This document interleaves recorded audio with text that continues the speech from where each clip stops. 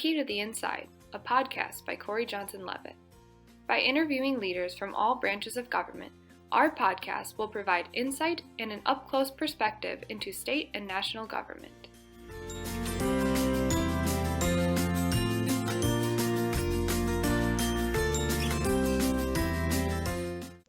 Welcome to Corey Johnson-Levitt's podcast, A Key to the Inside. Today I'm joined by my partner, Ron Corey, and we are going to be talking to the Senate Appropriations Chair and Minority Vice Chair, Senator Stamas and Senator Hertel. They're going to talk to us today about the federal ARPA dollars that are coming into the state, as well as other budget issues that are going to be front and center for them as they start to tackle the 2022 fiscal year budget. We're going to talk to them a little bit about their final year in the state Senate as both of them are termed out. First of all, I want to say thank you guys for both agreeing to do this. This is actually really fun. We have two of the top people in Lansing on the same podcast, so that's going to be great. We appreciate it.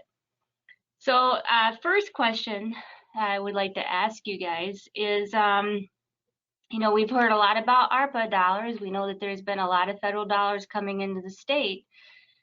And I guess, Senator Stamas, I'll hand this over to you first. How much are we talking about as far as federal dollars coming in that we have available to utilize for the state? Currently remaining something like $7.2 billion of ARPA dollars, with about 1.8 of that is specifically designated to, for example, rental assistance or mortgage relief, things like that. So we really have access at the moment for more of a general, less restrictive of about $5.4 billion in ARPA.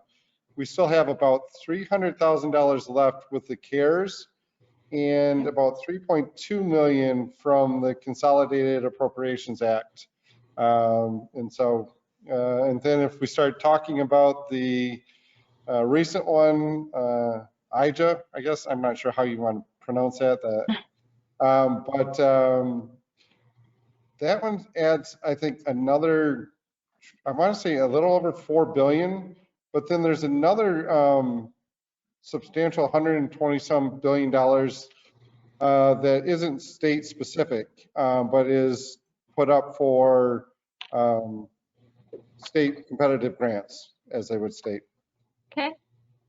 So, Senator Hertel, how do you see these pots of funds interacting with the 2022 budget that is going to be debated here in a relatively short period of time? Well, hopefully we've done some work in actually getting more money out the door before then. Obviously, we have revenue estimating coming this week, and I think we're going to get positive news for the state. We have a unique opportunity to, unlike a lot of legislatures, actually solve large problems for the state. For a long time, almost 20 years, we've had a lot of problems that the state has had in terms of funding.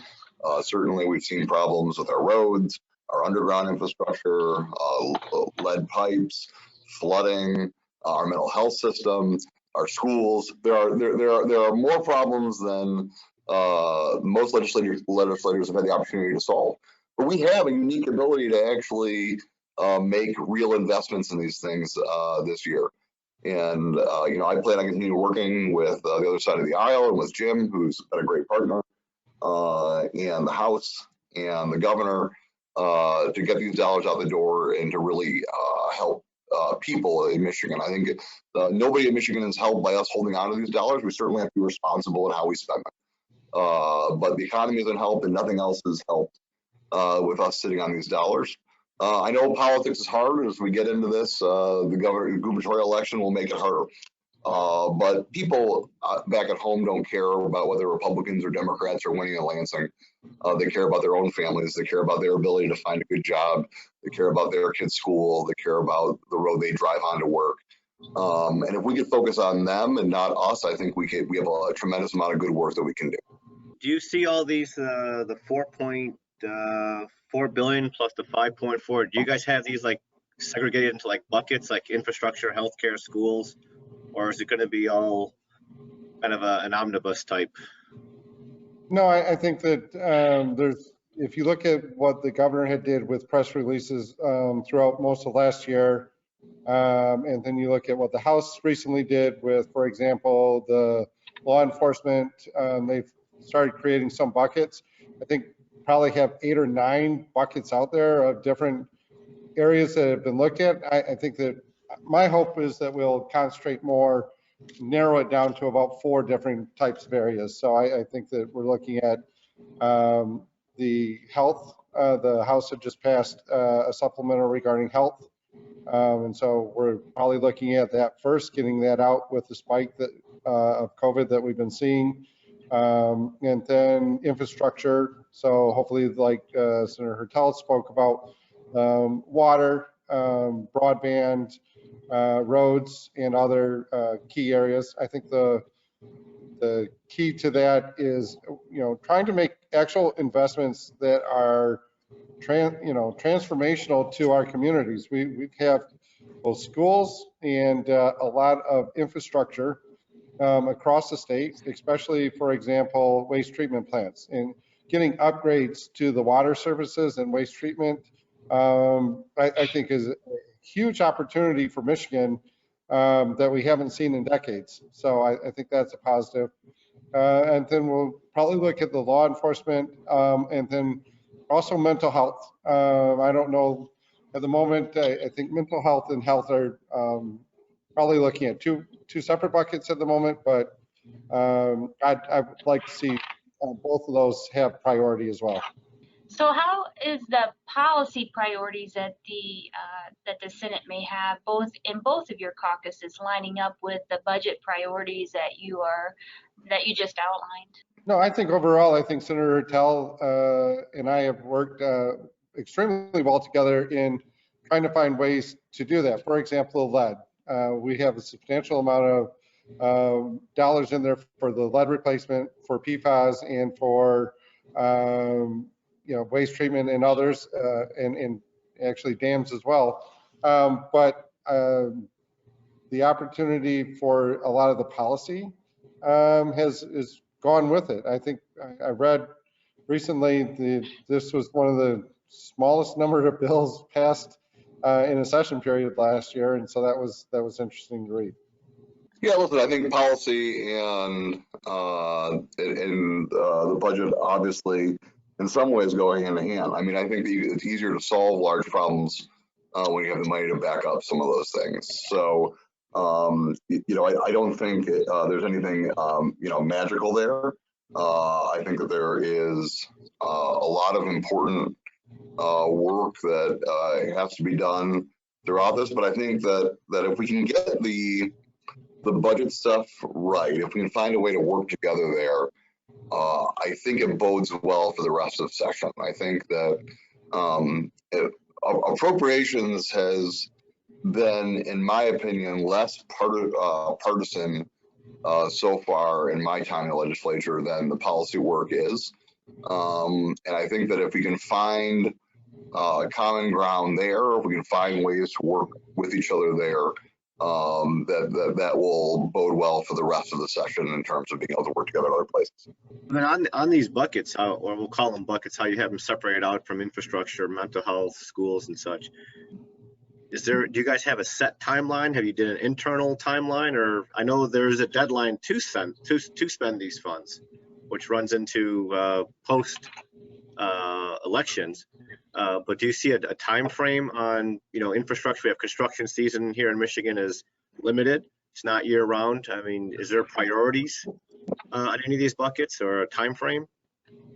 Yeah, I think that the time frame is likely trying to get a substantial amount prior to even the budget this time versus waiting till after the budget as we did last year. And so we've started discussions with the state budget office and the House the week after New Year's Eve. So, again, I think the first focus will be on the health supplemental.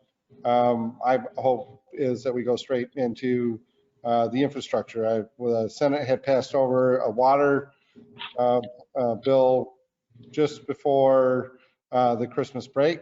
And so I think the opportunity to go straight into that. I agree there's a timeline getting it out so that it can actually be used. I think a couple of the big concerns that we've had and have faced is trying to make sure we're using one-time dollars for one-time items. There's a lot of ongoing requests as well, and so the challenge will be what happens with that in the future. And so, my focus again is sort of I'd love to put more of it into the infrastructure that's going to last us and keep going for a long time. When we don't know what the revenues will be in the future to continue programs that are started. I think you had the MDOT transportation director the other day saying without these funds, for example, I-275 in the Livonia area would never have made the list. So I guess the infrastructure does have a nice trickle down economic effect for us here in Michigan. Do you anticipate any specific budget items increasing as you go into the 2022 budget, knowing that you have the federal dollars separate from that? I'm sure there will be some. I mean, considering that we haven't even done step one of the next year's budget yet, the governor hasn't presented her budget yet. We know that we're going to have more dollars that are even coming in this year.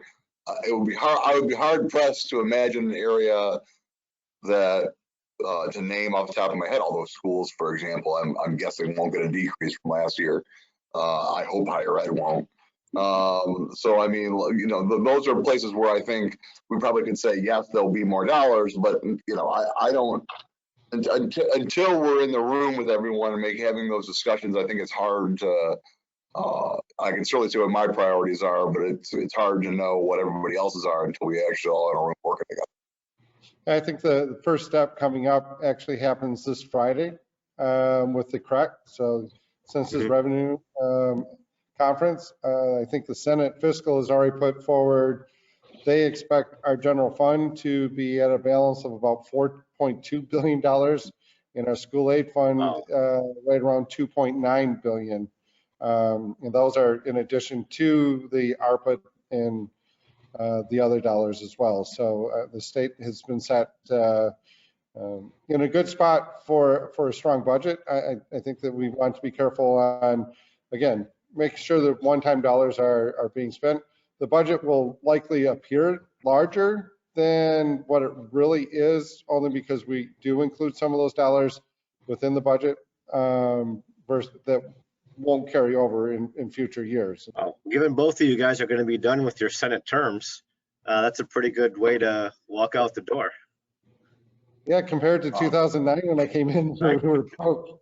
I think we had 300,000 in the rainy day fund, and now Michigan has 5% of its budget in the rainy day fund, which is a huge. Look what a great job that we did, Jim. We did. See, it can work. Bipartisanship can work. There are times where it's better to be lucky than good, for sure. Always. Well, I think all of us, all of us on my end of the spectrum applaud the two of you working together on the budget, because given what we keep seeing in Washington and numerous states around us, that is not the case. So I know on behalf of all of us, we applaud you guys on that. But do you see, given this year, it's going to be, everybody is up for re-election, new maps, new districts, new everything. Do you see any of that seeping into any of these discussions? I mean, the longer we go, the more it will start seeping in. Absolutely. Yeah. Listen, I obviously we all hope we can avoid it as long as possible. At the end of the day, good policy is good politics, in my opinion. If Jim and I are done in the Senate, I'd like to leave the ability that we've had to work with each other and to get things done as a legacy for others to see and hopefully follow in the future. So I know this year will be tough, but I also know that I have a good friend on the other side of the aisle that when there have been tough times, we've still been able to talk, sit down and figure out ways to get things done. And I believe that I'm an optimist. I have 4 kids. If you have 4 kids, you have to be an optimist. I firmly believe that there are no politics that are more important than the work that we have to do and that are harder to deal with and that are beyond our friendship. So I look forward to continuing working with my friend on the other side of the aisle and getting towards getting things done at the end of the year. That's the sweetest you've ever been to me, Curtis.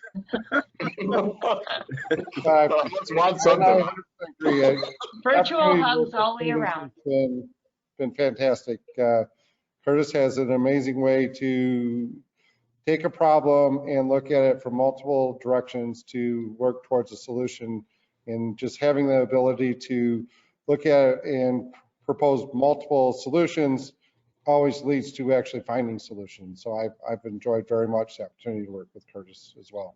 Well, as each of you are finishing up your final term in the Senate, what do you as individuals want to leave as part of your legacy? What is it that you want to be remembered for?